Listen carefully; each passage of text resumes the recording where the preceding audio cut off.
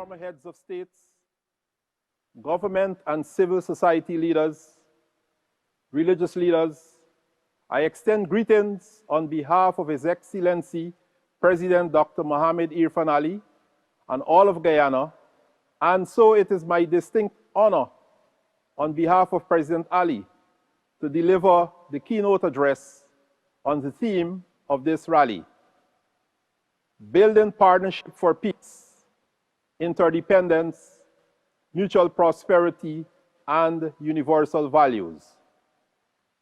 I have observed with great interest the hosting of the previous rallies of hope that began in August 2020, and note with admiration the unrelenting efforts of the UPF through the vision of the late Reverend Dr. Sun Myung Moon and his wife, Dr. Hak Ja Han Moon.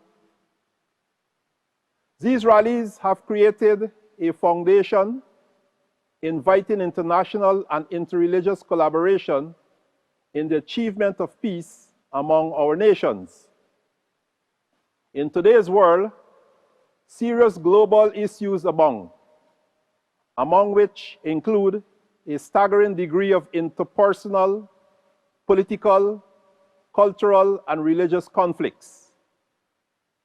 Conflict among humans is a concept as old as time, and peace, as a result, has evaded us on this earth for centuries. But every new day, we have a chance to start anew and fix the errors of the past while forging a new path forward. A path to resolving conflict and uniting as a global unit. And so it brings us to consider the theme of this rally: building partnerships for peace, interdependence, mutual prosperity, and universal values. Interdependence, by definition, considers the mutual reliance one on another within a relationship. In Guyana, we have a saying: hand wash hand, make hand con clean. I see this as a fitting example of how interdependence plays a key role in the bigger picture of peace. And the direction we speak of is towards mutual prosperity. The second component. Prosperity, the concept of thriving, is the goal that all peaceful efforts must work towards. Partnerships built interdependence and mutual prosperity must further be built on strong universal values. Common ground. In Guyana, like any country, we have suffered our share of conflicts. Racial and political divides have arisen among our people for decades. Our country is not perfect, but our resilience as a people and our determination to achieve racial harmony among our citizens remain steadfast. Our government continues to work with all stakeholders to implement policies and initiatives that seek to work with our people towards becoming living examples of the tenet: one people, one nation, one destiny, as enshrined in our motto. But the difference in the cost of peace and the cost of war is blatant.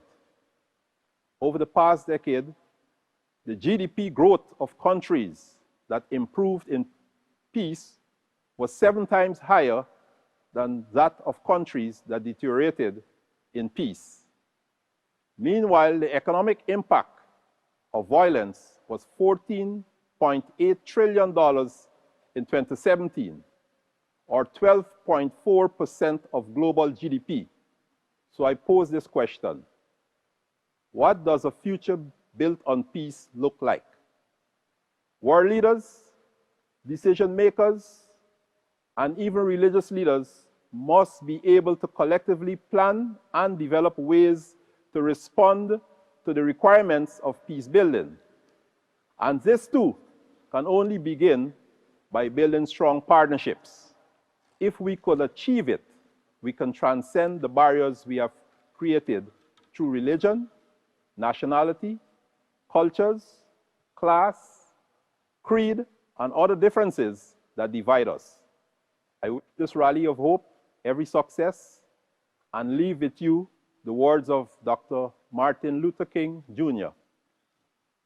Peace is not merely a distant goal that we seek, but the means by which we arrive at that goal. I thank you.